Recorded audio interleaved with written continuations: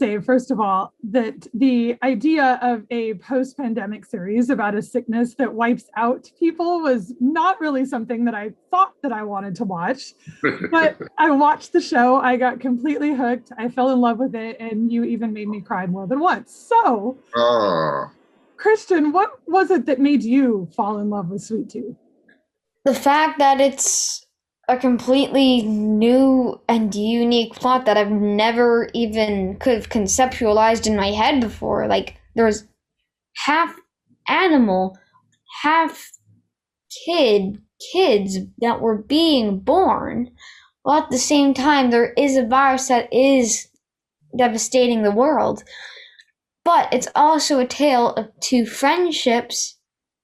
Well, it's actually a tale of everyone in the world trying to cure the virus and eliminating hybrids.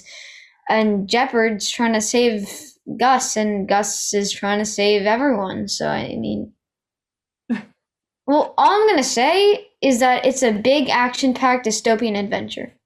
That it is. Well, Nonso, what was the moment for you when you realized just how magical and special this story and this show is? I think the moment for me when I realized how magical and special this show is when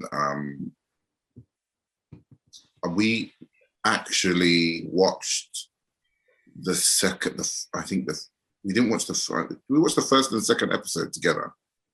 I think we had an early screening, and it was still, everything wasn't completed. There was a lot of, CGI that needed to go in, things that needed to be included. But I got to sit down and watch it with the rest of the cast and crew.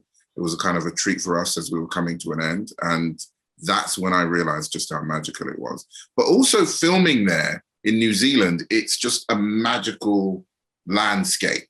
I mean, it's a beautiful country. And like genuinely is true. There's nowhere like it on earth. The South Island in New Zealand is untouched.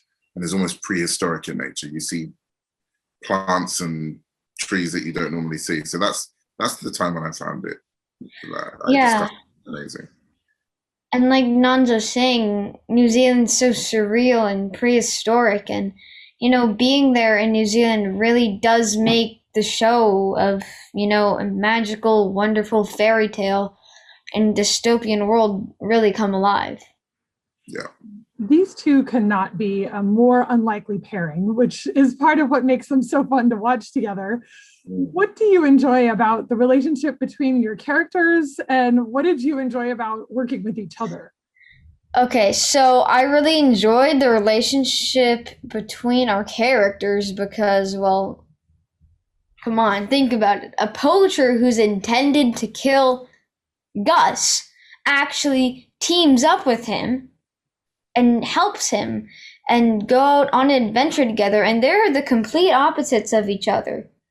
Like complete opposite. And just seeing them go together on one big adventure is a really funny and cool experience.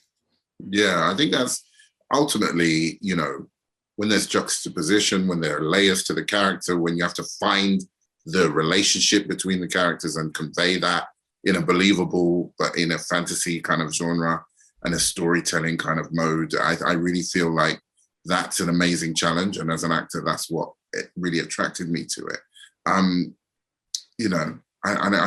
really feel like Offset, our relationship, what I liked about filming this is that we had a relationship offset as well. Christian's mum, Lisa, who's just off screen there somewhere, she hides off screen, but she did a really great job of bringing the cast together offset. We would go to poetry, we'd do poetry. Pottery. Poetry. Yeah, so we did pottery, we did like art class, went to dinner a lot. So we hung out a lot offset, which isn't very common on a lot of jobs. But we did, and it really, bled out onto the screen. And that's one of the things people keep on mentioning the most is that, our relationship, the chemistry might not have been there, but it was because of that. Everything is left with big question marks at the end of the season. So clearly we all need a second season. What are there things that you really hope to see with your character if there is a season 2? Do you have your own personal wish list for these two?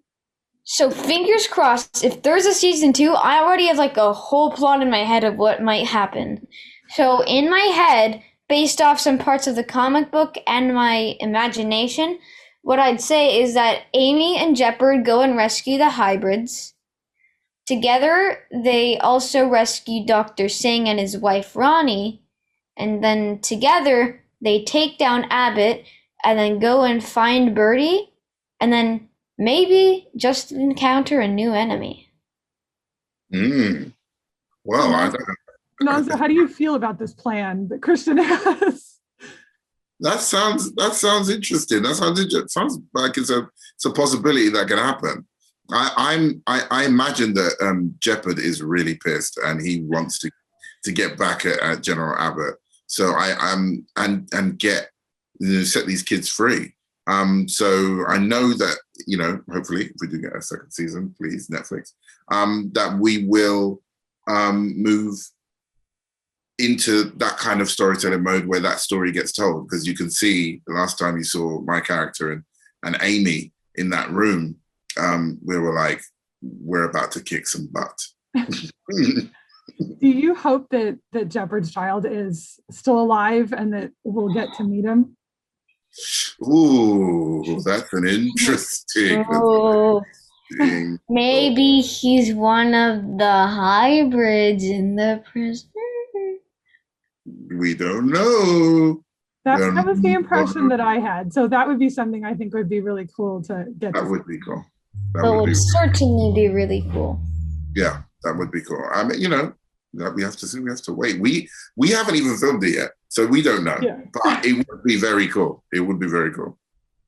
Well, I appreciate you guys talking to me. I love this. It seems like there's so many ways it could have gone wrong, and it's so beautiful and magical, and I loved every second of it. So thank you. Thank you so much. Thank you.